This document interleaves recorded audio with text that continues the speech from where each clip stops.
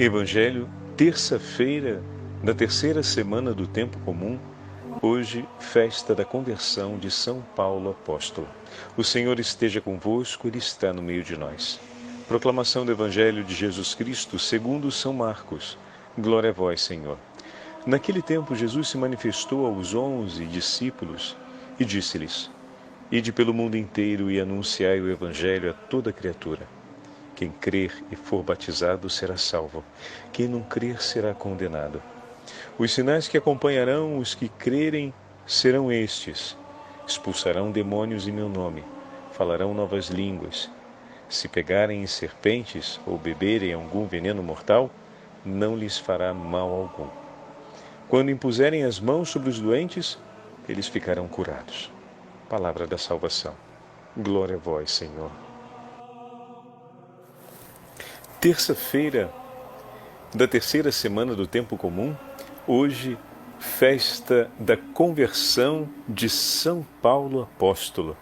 Em nome do Pai, do Filho e do Espírito Santo. Amém.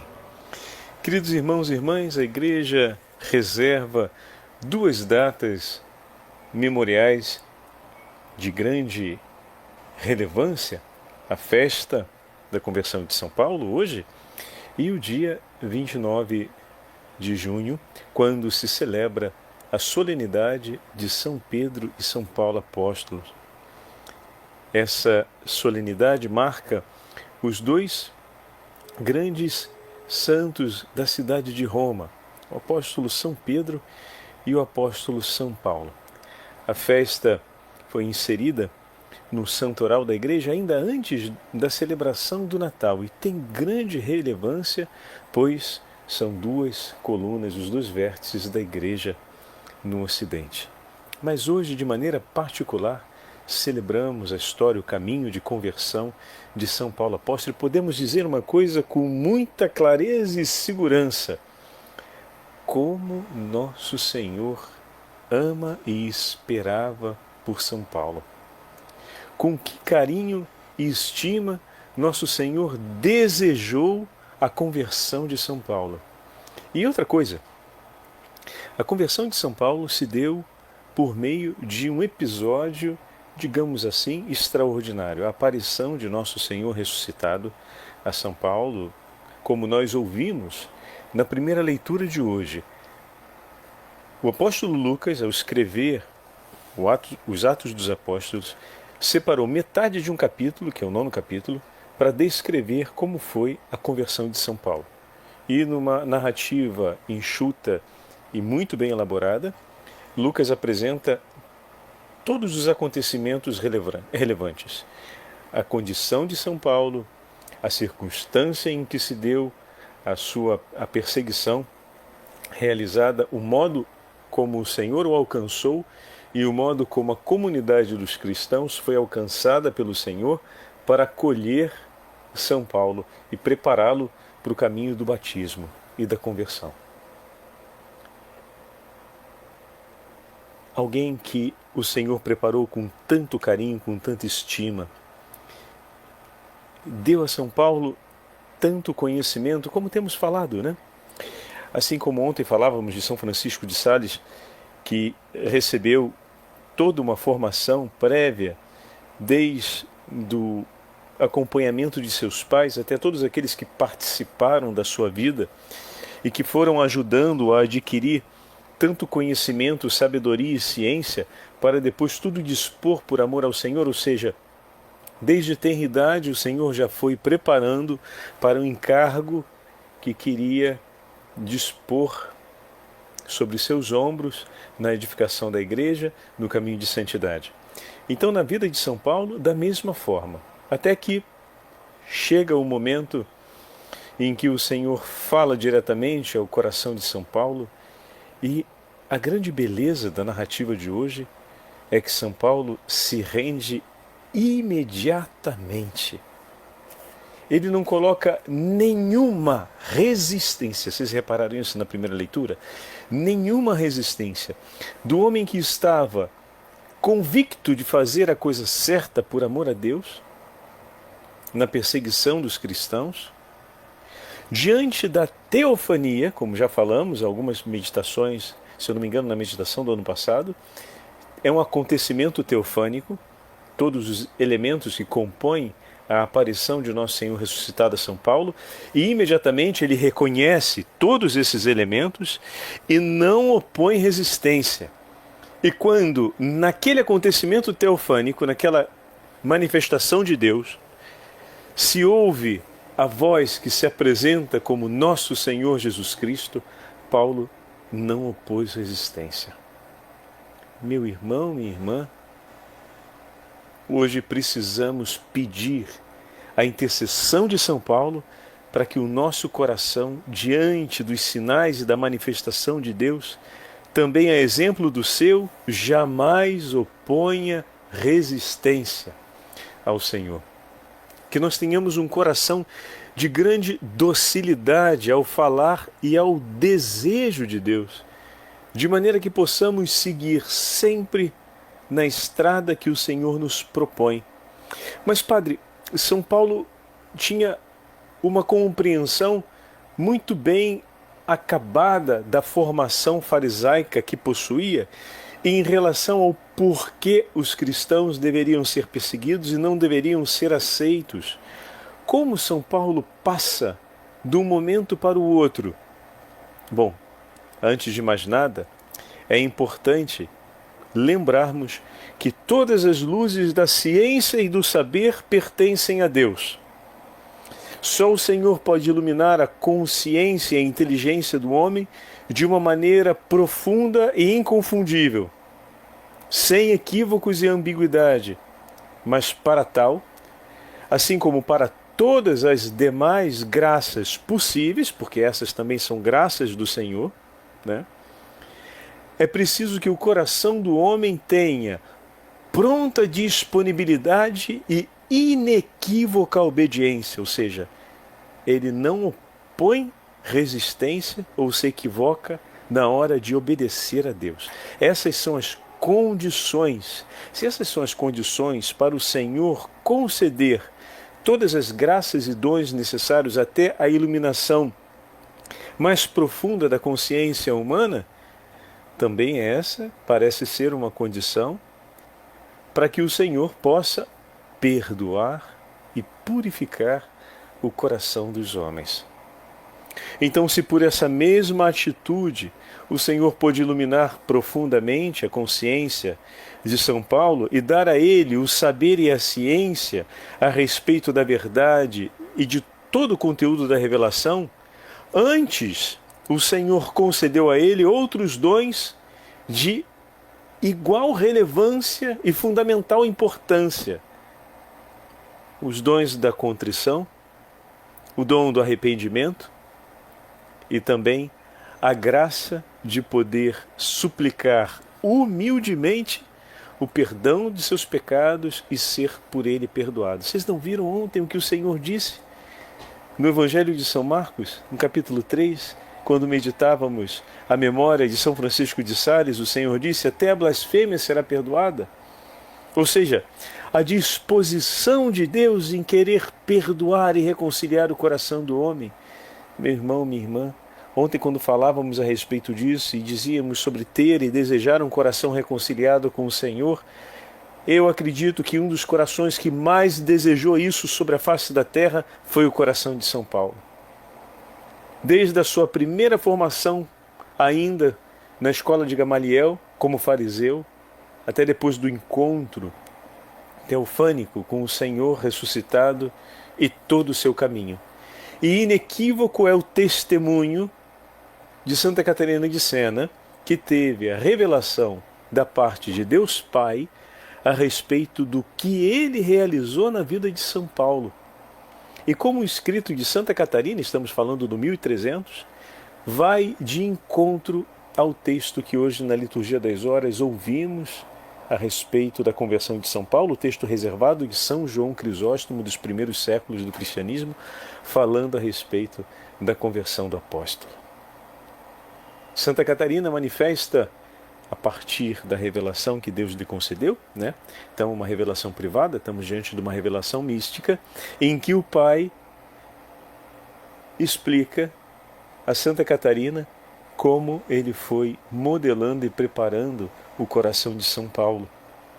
E a beleza do texto que nós vamos ouvir agora, que é muito breve, é só um trechinho do texto, é a alegria e a satisfação que o Pai tem em poder dispor do coração de São Paulo, segundo a sua vontade, e sempre realizar tudo o que ele queria. Não encontrou no coração daquele que chamou para si resistência ou embates, ao ponto de levá-la a participar até das mais duras provas que seu filho participou. Olha a beleza desse texto, vamos ouvi-lo. Santa Catarina de Sena ouviu Deus dizer-lhe: Paulo, qual um vaso de barro, deixou-se formar e reformar pela minha bondade, sem opor resistência. Quando eu o atingia, a sua única palavra era: Senhor, que queres de mim? Que queres que eu faça? Dizia-me: diz-me o que gostarias que fizesse, e eu o farei. E eu mostrava a ele o que queria, pondo diante dele Cristo, meu Filho, crucificado. Revestindo-o então da doutrina, da minha verdade, esclarecendo na perfeição com a luz de um verdadeiro arrependimento, fundado no meu amor, que apagou o seu pecado para sempre. Desde então, ele não conheceu outra doutrina que a de Cristo crucificado. Vejam, meus irmãos, as duas realidades caminham juntas, como falávamos ainda há pouco. Na medida em que o Senhor o reveste da doutrina verdadeira, da sua doutrina, ou seja, que vai concedendo o dom do saber, da inteligência, o conhecimento da verdade, vai também alcançando com a luz interior do arrependimento. E seus pecados foram perdoados. Fantástico! Como o Senhor deseja purificar o nosso coração e nos conceder a ciência e o saber para que nós possamos nos unir de tal forma, colocando-nos diante de Cristo crucificado, ao ponto de aderirmos completamente ao Senhor Jesus e o nosso coração ser iluminado pela sua doutrina. Continua o texto. E ele aderiu de tal maneira a Jesus que desde então, olha que lindo, nada pôde separá-los, nem os assaltos do demônio, nem mesmo as tentações da carne, às quais permaneceu sujeito por um decreto de minha bondade, que pretendia fazê-lo crescer ainda mais, através destes combates em mérito e em graça, mantendo-o sempre humilde aos meus olhos, depois de o ter feito experimentar a sublimidade da minha Trindade. Olha que lindo, meus irmãos. O Senhor, por um decreto, o Pai, por um decreto de sua bondade, o deixou sujeito às provas e às tentações, para que pudesse crescer em méritos e para que pudesse também crescer na graça. Como assim em méritos e na graça, Padre? Em mérito porque cabe em sua liberdade escolher não ofender a Deus. E em graça, porque o Senhor, toda vez que estamos diante de uma tentação, nos reveste com os dons da graça e dessa forma, se os defendemos e nos deixamos guiar pela graça de Deus, nos tornamos ainda mais enriquecidos por essa mesma graça. nos tornamos ainda mais embebidos da vida divina, nos tornamos ainda mais ricos da presença de Deus. Então, ao final da batalha, recolhemos ao mesmo tempo o mérito por em nossa liberdade escolher Deus, e recolhemos também os efeitos contínuos da graça, porque quanto maior a obra da graça em nós, maiores são os frutos da redenção, maior também é a presença da vida de Deus em nós. E continua, agora com essa imagem tão bonita a respeito do batismo, ou seja, do estado de graça batismal. O Senhor, Deus onipotente, fala a Santa Catarina de Sena em relação a São Paulo. Nunca mais despiu esta veste de dignidade. Nunca mais se separou dela um instante que fosse. Perseguições, suplícios, tribulações, tudo sofreu ao invés de renunciar à doutrina da cruz. Nossa, tudo isso ele sofreu e jamais renunciou o nome de Jesus, jamais renunciou à doutrina da cruz, o caminho da humildade, o caminho ensinado por nosso Senhor. De tal maneira a tinha incorporado que preferiu sacrificar a vida a despojar-se dela. E foi com esta veste que voltou para mim, para o eterno. Foi com esta veste que voltou para junto de mim. Oh, meu irmão e minha irmã, eu e você também fomos revestidos com a dignidade dessa mesma veste. Olha o que o Senhor fez na vida de São Paulo. Ontem víamos a vida de São Francisco Sales e acompanhamos, em parte, a história e todos os efeitos, pois conhecemos mais a vida de São Francisco depois do seu itinerário, né, na vida religiosa. E falamos bastante sobre isso. E alguns talvez pudessem ter por um instante aquela percepção de, bom, mas São Francisco sempre teve uma vida, digamos assim, exemplar, né, desde o primeiro momento. A minha vida, Padre Fábio, não foi tão exemplar assim. Aliás, eu ainda me recordo o quanto de não exemplar eu tive momentos fortes na minha vida. Olhemos juntos, meu irmão, minha irmã, para o testemunho de São Paulo. Veja como o Senhor é bondoso.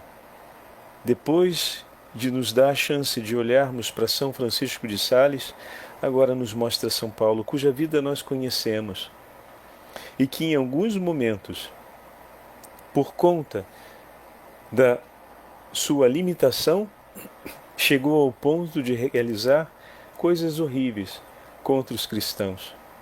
Mas a partir do momento que o Senhor chegou até ele, o coração de São Paulo esteve pronto para responder: Senhor, faça-se segundo a sua vontade. Ah, meu irmão e minha irmã, essa possibilidade também existe no meu e no seu coração. Hoje o Evangelho nos fala do mandato do Senhor, de ir anunciar a todos os povos o nome do Senhor, batizando-os em nome do Pai, do Filho e do Espírito Santo.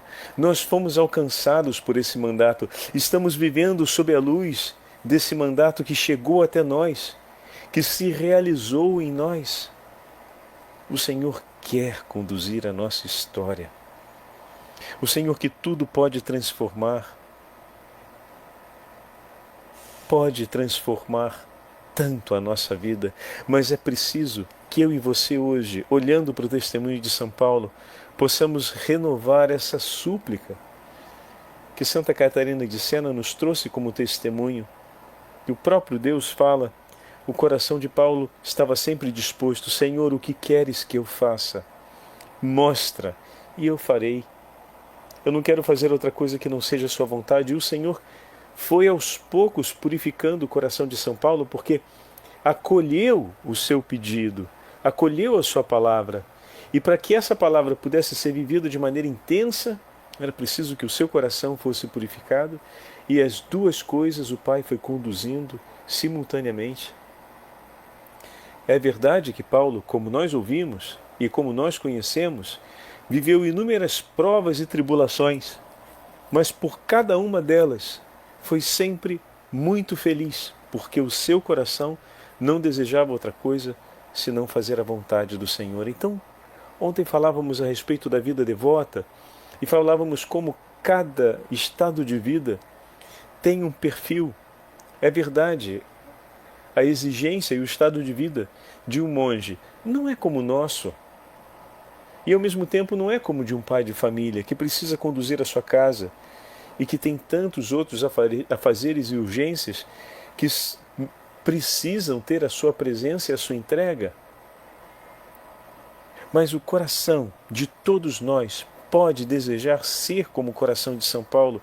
É claro que quando pensamos nisso, pode vir a tentação de por um instante desejarmos ser como São Paulo, de anunciar o Evangelho em todas as partes. A exigência da vida de um missionário apóstolo não é a exigência de um pai de família, de uma mãe de família. Mas assim como um missionário apóstolo pôde viver a plenitude de sua vocação e a perfeição de sua devoção e amor a Deus na sua entrega cotidiana, também um pai de família e uma mãe de família pode fazê-lo. Se cada dia começamos com a disposição do coração de São Paulo. Senhor, fala, diga o que o Senhor quer, que eu estou aqui. Estou pronto para realizar a sua vontade, Senhor. E se naquele dia o Senhor nos pedir que pudéssemos agir com misericórdia em favor do nosso irmão, e se vierem as contrariedades, e com amabilidade abraçarmos essas contrariedades, às vezes pensamos como fazer jejum e penitência, quando muitas vezes as próprias disposições do dia e o ritmo da vida já nos entrega isso. Uma vez falava com um grande amigo, sacerdote, e ele dizia isso. Às vezes me pergunto, acredito que ainda não estou fazendo tanta penitência como poderia fazer para oferecer em reparação pelos pecados, em amor a meu Senhor.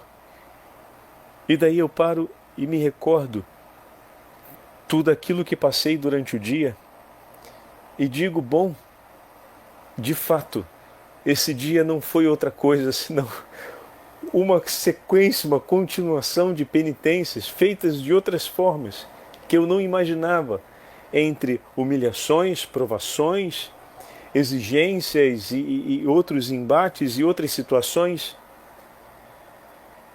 E nenhuma dessas eu procurei, e todas essas chegaram até mim, e nenhuma delas eu rejeitei. E no final do dia eu digo, meu Senhor, obrigado por ter me dado a chance de te amar tanto. Recebe ainda o desejo do meu coração de te amar mais, mas sobretudo, me ajuda a olhar e a perceber onde e como o Senhor quer ser amado. E eu te agradeço por me dar a graça de te amar assim. E essas palavras sempre ficaram presentes, porque, para mim, esse amigo é um grande exemplo de sacerdote. E levo comigo e divido com vocês hoje, pois na vida de São Paulo, em nenhum momento nós vemos Paulo procurando, mas todas as situações chegam até ele. É muito interessante quando lemos com atenção o livro dos Atos dos Apóstolos, que nós vamos ver que em diversas ocasiões o Senhor disse, o Senhor revelou, o Senhor em visão mandou seguir para lá, para cá, para um lado, para o outro. É sempre o Senhor que fala. E cada vez que Paulo segue aquele mandato do Senhor, vem uma chuva, uma torrente de tribulações e de provações e tudo quanto. Como o desdobramento daquele ato de amor pela obediência. que nós possamos aprender isso e termos a docilidade e o silêncio orante do coração de São Paulo e do coração dos grandes santos, para que nós possamos caminhar atentos a todos esses elementos e dessa forma vivermos a alegria de uma perene conversão que nos mantém sempre, como ouvimos Santa Catarina de Sena dizer, unidos ao coração de Cristo de uma forma inseparável. Esse foi o testemunho do Pai em relação a São Paulo, declarado a Santa Catarina de Sena. O Pai declarou a Santa Catarina de Sena que o coração de São Paulo e o coração de seu filho se tornaram inseparáveis. Ah, meu irmão, que seja também essa a nossa alegria, que seja também essa a nossa verdade na história do nosso batismo que estamos vivendo.